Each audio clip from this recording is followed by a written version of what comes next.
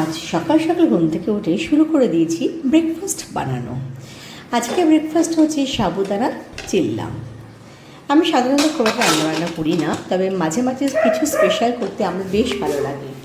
তাই সকালবেলা উঠে আগে দুখানা আলু সেদ্ধ বসিয়ে দিলাম এবং তার সঙ্গে নিয়ে নিলাম হচ্ছে সাবুদানাকে হালকা একটু রোস্ট করে নিলাম, করে ঠান্ডা করতে রাখলাম। তার সাথে কাঁচা বাদামকে রোস্ট করে দিলাম, করে তাকেও ঠান্ডা করতে রাখলাম।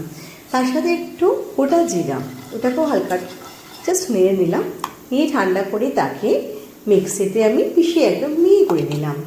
এরপরে আসলো হচ্ছে সাবুদানার পালা।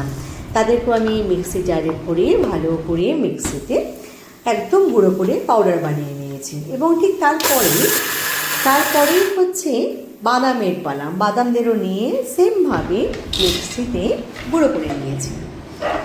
তারপরে বাদাম আর সাবুদানা গুঁড়ো হয়ে যাওয়ার পর শুরু হলো আমার সবজি কাটার পালা। তো সবজি থেকে কী আছে?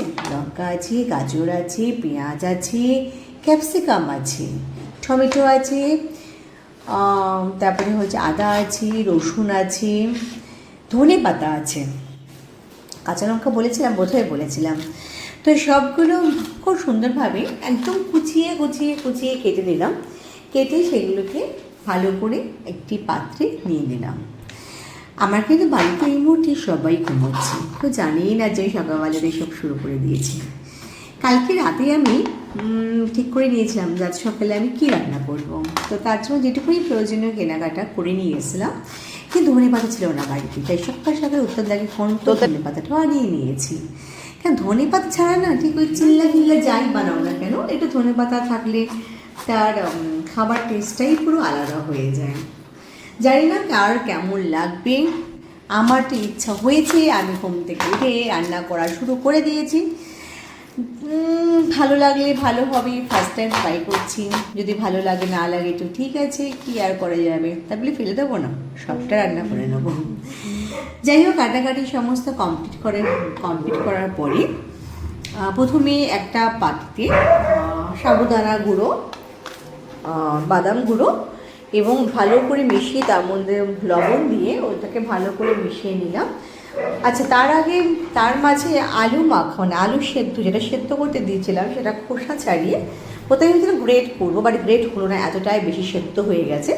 তাই ওকে আমি স্ম্যাশ করে দিলাম, স্ম্যাশার দিয়ে একটুখানি ভালো করে হাত দিয়ে ওটাকে এক জায়গায় করে এবার ওই ব্যাটারটা যেটা বানাবো তার মধ্যে দিয়ে ভালো করে অল্প জল দিয়ে ওটাকে হাত দিয়ে মাখলাম।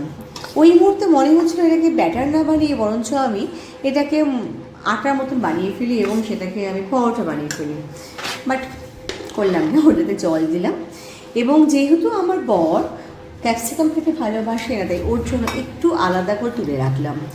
ওটা শুধু ক্যাপসিকাম বাদ দিয়ে সবই দিলাম, আর আমাদেরটার মধ্যে সব দিলাম, দিয়ে ভালো করে একটা ব্যাটার তৈরি করে নিলাম।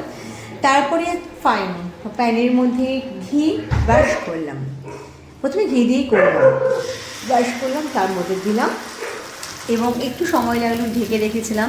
সেটা ব্রেড ভালো করে উল্টিয়ে তারপরে এটাকে নামিয়ে নিলাম। বেশ লালচে হয়ে গেল, দেন নামিয়ে নিলাম।